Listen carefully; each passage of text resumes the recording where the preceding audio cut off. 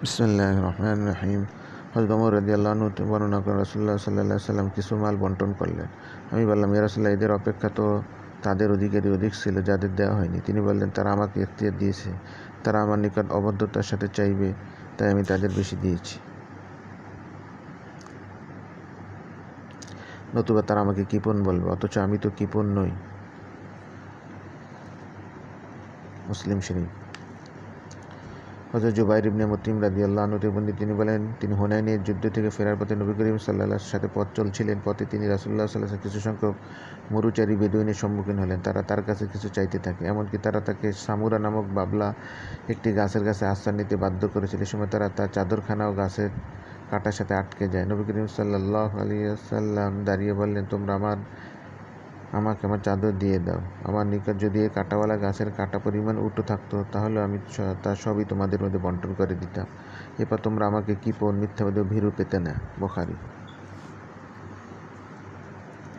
হযরত আবু হুরায়রা রাদিয়াল্লাহু আনহু বর্ণিত, রাসূলুল্লাহ সাল্লাল্লাহু আলাইহি ওয়াসাল্লাম ইরশাদ করেছেন, দান সৎকার কারণে সম্পদ কমে না, ক্ষমার বিনিময়ে আল্লাহর বান্দার ক্ষমাকারী সম্মান বৃদ্ধি করেন। কেউ যদি শুধুমাত্র আল্লাহর সন্তুষ্টির উদ্দেশ্যে বিনয় ও নম্রতার নীতি অবলম্বন করে, তাহলে মহামহিম আল্লাহ তার মর্যাদা উন্নত করে দেন।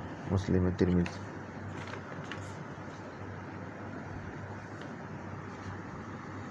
হযরত আবু কাবশা আমর ইবনে সাদ আল আনসারী রাদিয়াল্লাহু আনহু থেকে বর্ণিত, তিনি রাসূলুল্লাহ সাল্লাল্লাহু আলাইহি ওয়াসাল্লাম বলতে শুনেছেন, তিনটি বিষয় রয়েছে, সে সম্পর্কে আমি তোমাদের শপথ করে বলবো, তোমরা তা স্মরণ রাখবে। এক, তা হচ্ছে সৎকার কারণে আল্লাহর কোনো বান্দার সম্পদ কমে না।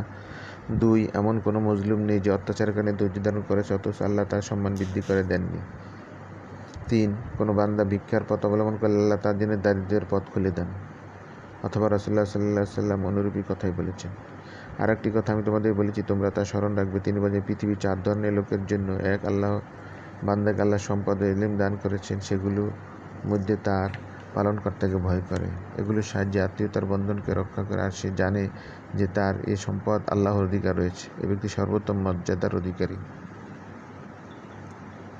দুই, এমন আরেক বান্দা যাহাকে আল্লাহ ইলম দান করেছেন, তাকে ধন সম্পদ দান করে দিয়ে সে সঠিক নিয়তের অধিকারী। সে বলে, আমার কাছে যদি ধন সম্পদ থাকতো, তাহলে আমি অমুকের মতো আমলের অধিকারী হতাম। এটাই তার নিয়ত, আর এরূপ নিয়ত অনুযায়ী বিনিময় লাভ করবে।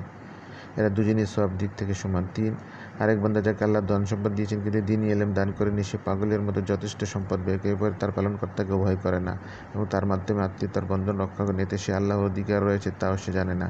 এ ব্যক্তি নিকৃষ্টতম মর্যাদার অধিকারী।